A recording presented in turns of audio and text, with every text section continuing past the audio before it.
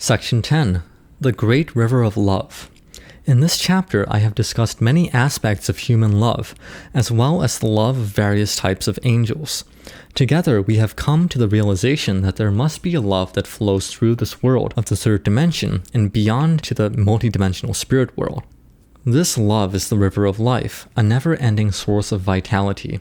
If you could perceive it as I do with spiritual sight, it would appear as a tremendous flood of energy. One vast river flowing from infinite heights. You would see this river of love become a spectacular waterfall cascading from the ninth dimension to the third. If you could see this astounding view of the river of love, you would know that nothing in this world could ever stand in defiance of its unceasing and overwhelming force. Nothing can oppose love's mighty force of vitality. For this reason, in the end, love has no enemies. Do you imagine that hell is powerful enough to fight against heaven, the kingdom of God, also known as Buddha? Do you think of hell as an enormous place with a force equal to that of heaven? If you do, you are gravely mistaken. The mighty currents of God's love, which is also known as Buddha's river of love, engulf everything in its path. Hell is just a small world located in a corner of the fourth dimension, the salt water at the mouth of a river of God's love. It can try to mix its materialism, worldly desires, delusion, and evil into the fresh water that flows by, but the fresh water of heaven easily sweeps them aside. Hell is like a tiny ailing tumor that has appeared within the great world of God, also known as Buddha. Love is light. Just as darkness cannot withstand light, evil cannot successfully defy love. Hell cannot block the river of love. From ancient times, people have imagined hell as a world equal in size to heaven, where angels and demons fight pitched battles with each other. But this is not the way it is. People on Earth overestimate the influence of hell only because hell is located very near the third dimension and its spiritual vibrations are close at hand. Heaven stretches from the posthumous world of the fourth dimension all the way up to the highest dimensions, whereas hell is only a muddy lake within the fourth dimension, where the light does not reach.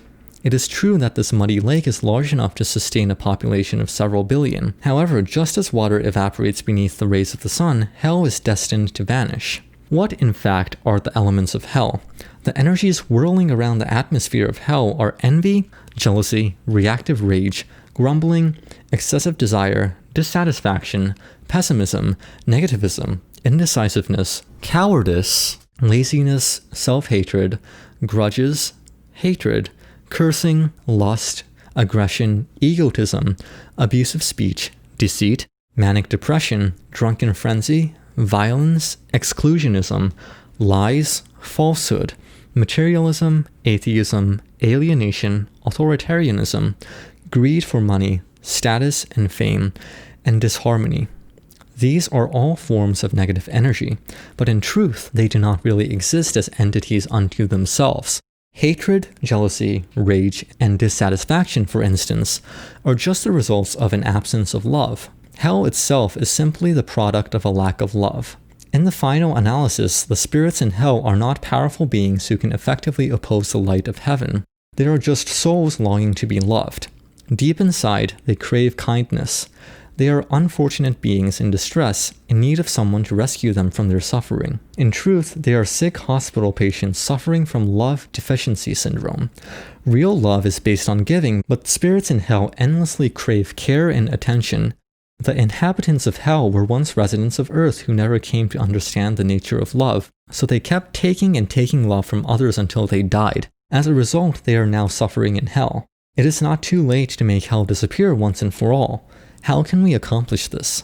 The answer lies in creating awareness among all people that the essence of love is giving, and in basing our lives on this knowledge. And we can begin to give by expressing gratitude. When we give thanks to Buddha for providing us with all we need, a sacred desire arises within us to repay him for the world he created. This is the moment when we begin a lifetime on the path of love. This is our first step toward giving with no thought of return.